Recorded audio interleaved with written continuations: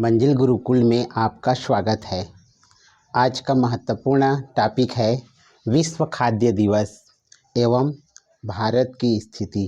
यह बहुत ही महत्वपूर्ण टॉपिक है और सभी एग्जाम में इसमें से एक क्वेश्चन अनिवार्य रूप से आता है।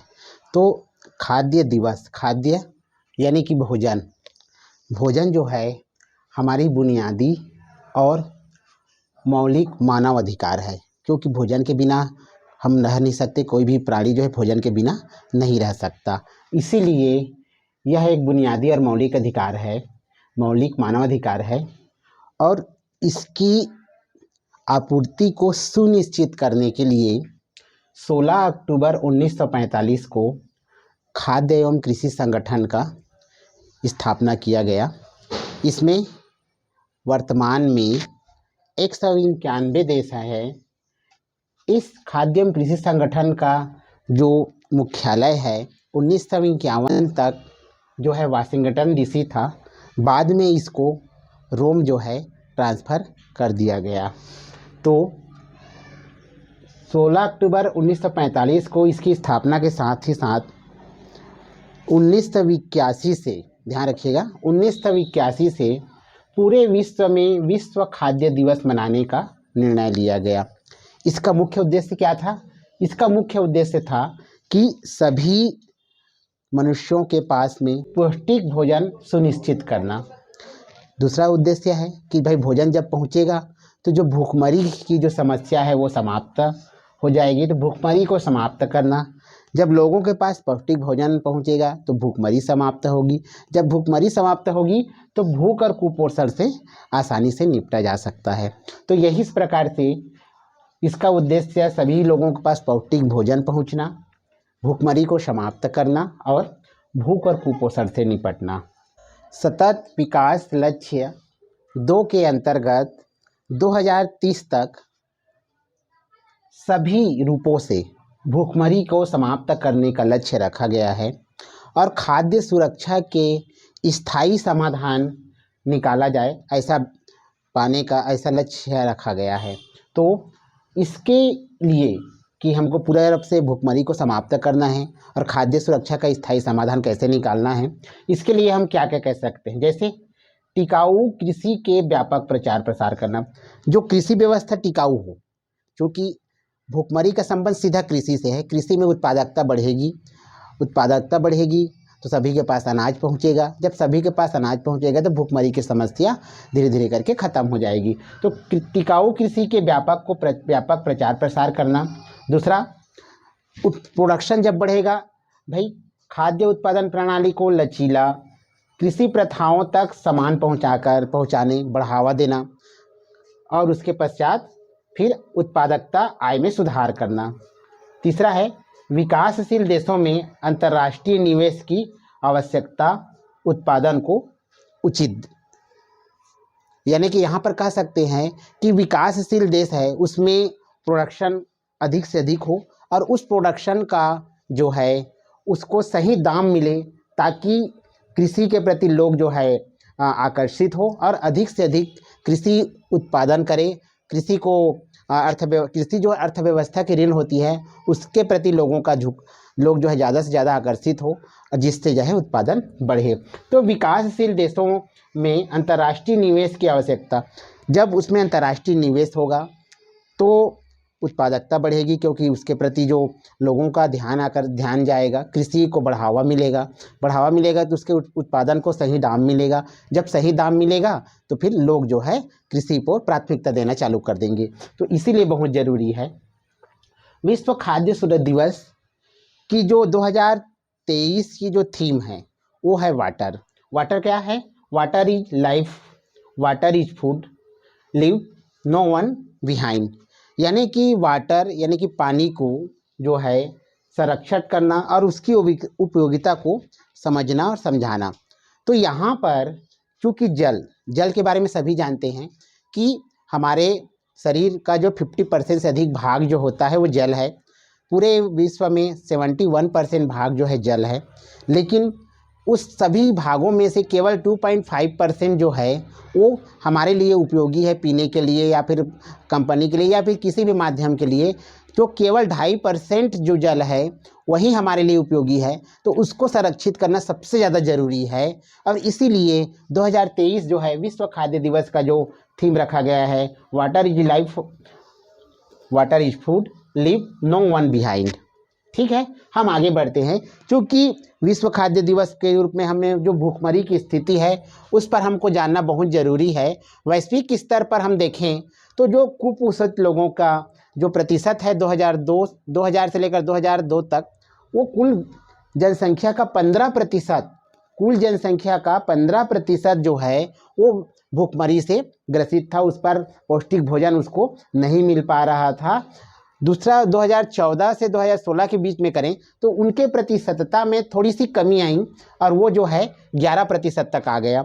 लेकिन जिस जगह से मानव सभ्यता का विकास हुआ है, मानव सभ्यता का जन्म हुआ है, वही जगह जो है सबसे ज़्यादा जो है खाद्य असुरक्षा के मामला झेल रहा है, और वो है उप सहारा जो अफ्रीकी है, जो अफ्रीकी महाद्वीप है, वहाँ पर खाद्य की असुरक्षा जो है बहुत ही चिंतनीय है। वहाँ से लगभग 50% जो वयस्क है या 50% अधिक जो है वो मध्यम या फिर गंभीर खाद्य असुरक्षा के श्रेणी में आते हैं, और उसमें इसके साथ साथ जो 25% है वो पूरी तरह से गंभीर खाद्य असुरक्षा के श्रेणी में आते हैं। यानी कि तात्पर्य यह है कि वहाँ की 50% से भी अधिक जनसंख्या को ना तो पौष्टिक भोजन मिल पा रहा है।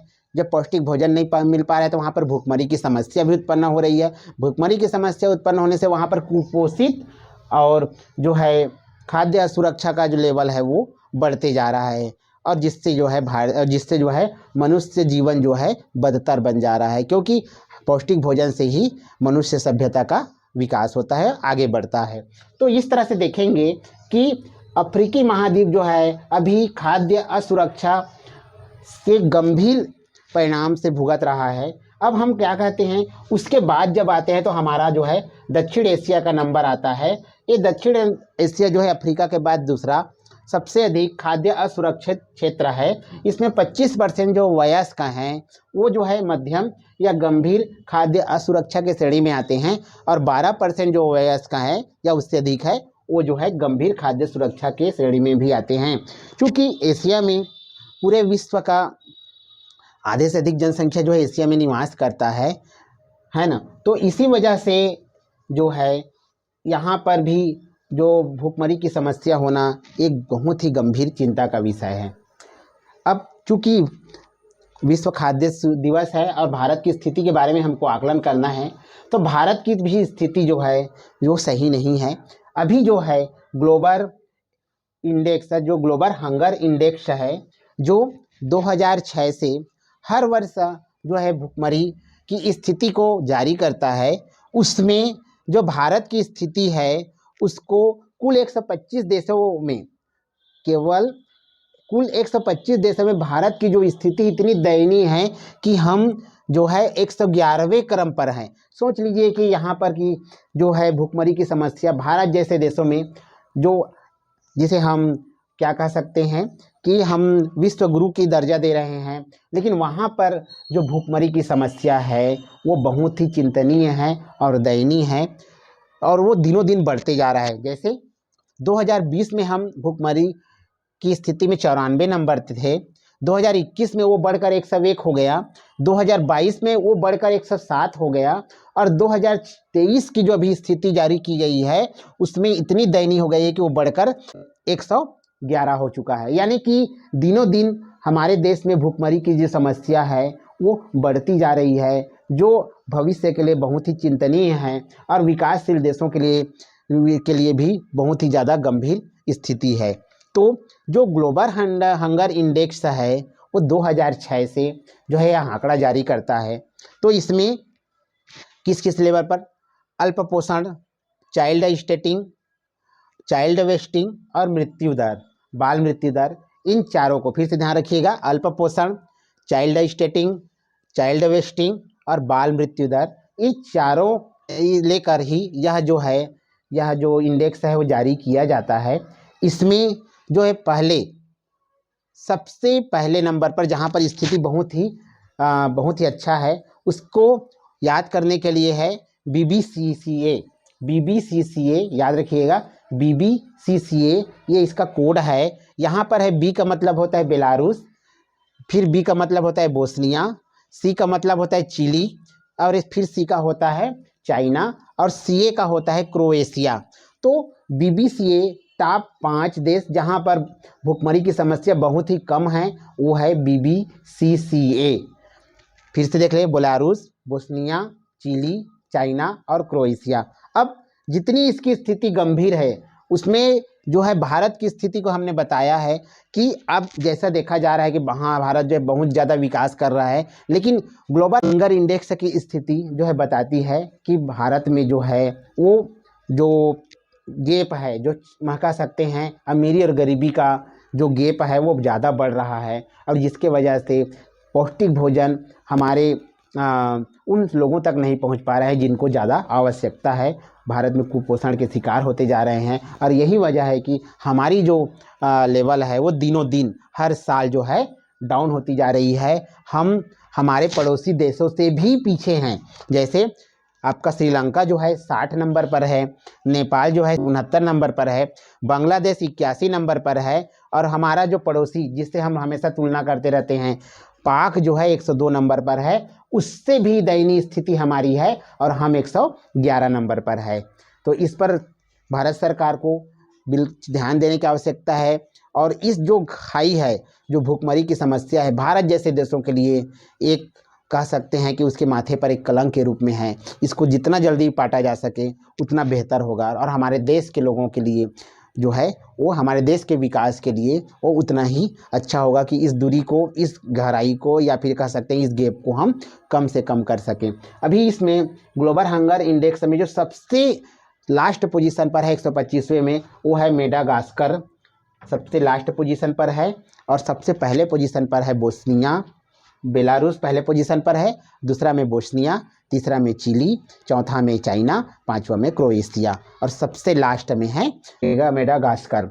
भारत की स्थिति 111वें क्रम पर है। ये चिंतनीय है, और हमारे आसपास के पड़ोसी देश भी हमसे अच्छे बेहतर स्थिति में हैं। तो इस प्रकार से यह विश्व खाद्य दिवस में जो भारत की स्थिति है उसमें जैसे जब जल्द से जल्द अगर सुधार नहीं किया जाए तो ये एक बहुत बड़ी समस्या हो सकती है। हम दुनिया के 5वें लोकतंत्र में ऐसी स्थिति बनना हमारे लिए एक चिंतनीय है। अब भारत सरकार को इसके बारे में ज़रूर सोचना चाहिए और उसके लिए कोई उपाय ज़रूर करना चाहिए। तो इस प्रकार से यह जो टॉपिक है विश्व खाद्य दिवस और भारत की स्थिति बहुत ही अच्छे से मैंने बताने की कोशिश की है, एक एक पॉइंट को नोट करने की कोशिश की है। एक क्वेश्चन अक्सर इसमें से पूछा ही जाता है, खास करके उसकी पुरानी स्थिति को भी पूछा जाएगा भारत की। तो आप लोग अच्छे से इसको नोट्स तैयार कर लीजिएगा और नोट्स बनाकर फिर इसको आगे पढ़िएगा। बहुत बहुत धन्यवाद।